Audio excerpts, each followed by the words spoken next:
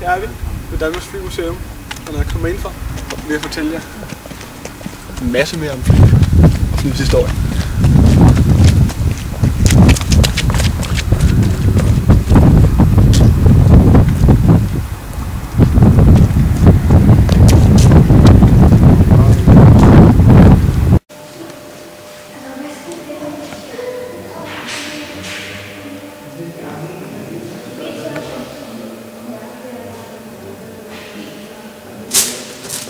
Hej, jeg er Søren, og jeg er på Danmarks Flymuseum, hvor jeg fortæller om historie, flyets historie gennem tiden. Og jeg står i en luftballon, som I kan se. Dette er en model af det første motoriserede fly, som Ronald White byggede i 1903. Og det foregik den 17. december i North Carolina i USA, og flyvningen den varede 12 sekunder, før de kom 40 meter. Her ved mig er der en model af det fly, som Hjalmar han fløj i.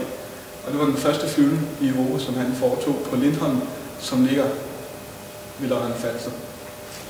Og den måde det foregik på, det var, at der var bygget en stor cirkel med beton, og så var der bundet en wire i, her, hvor der var bundet en wire i her, og det var sat fast til en pæl, en 12 meter høj pæl, som stod i midten, og så fløj han så rundt. Men det er ikke helt en rigtig flyvning, fordi at der var bundet en wire herude i vingen, så var det ikke en rigtig flyvning, altså han var ikke fri, ligesom en flyvning. Og den første flyvning, han så fløj rigtigt uden det var i 1912, hvor han fløj 40 meter, cirka 1,5 fod op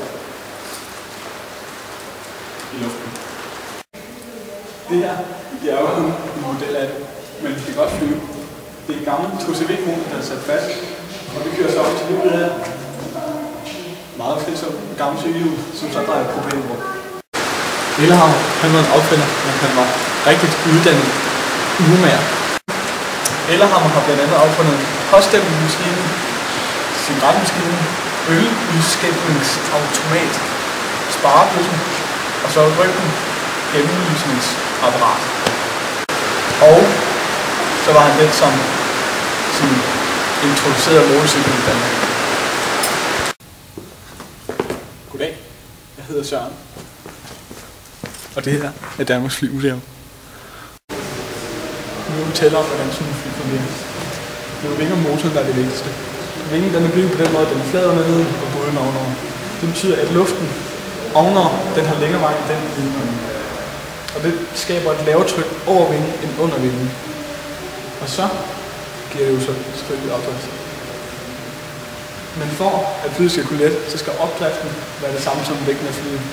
Og det får den, når motoren startes og man kører en landingsbane, når man har nok fart på. Så kan flyet lette. Det her det er Baron von Richthofens fly, og han var pilot under 1. verdenskrig.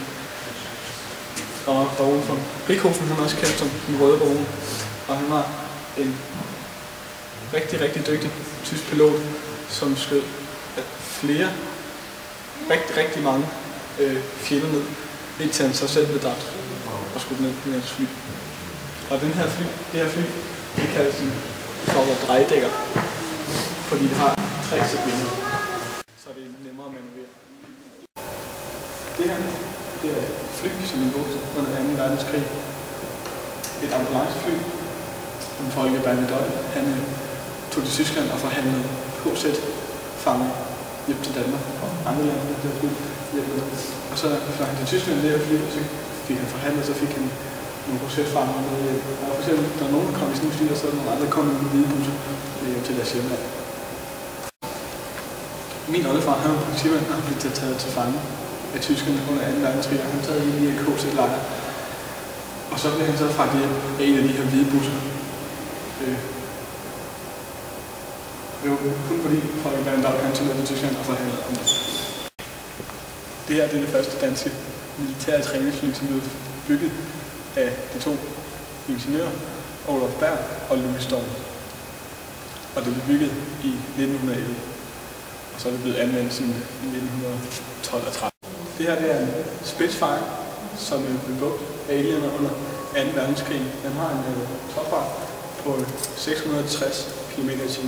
Så det var en af de hurtigste fly under 2. verdenskrig. Der er bygget mere end 20.000 eksemplarer af det her fly. Vi har set det første danske militære træningsfly. Vi har set den røde barons fly. Og så har vi også set det engelske Spitfire, som kunne flyve med op til 660 km/t. Men det her, det er sådan et krigsfly kunne se ud i dag. Det kan flyve 2.376 km/t. Grunden til, at det kan flyve så hurtigt, det er, i modsætning til Spitfire inde ved siden af, så er det her jetmotorer, hvor Spitfire det har en propelmotor.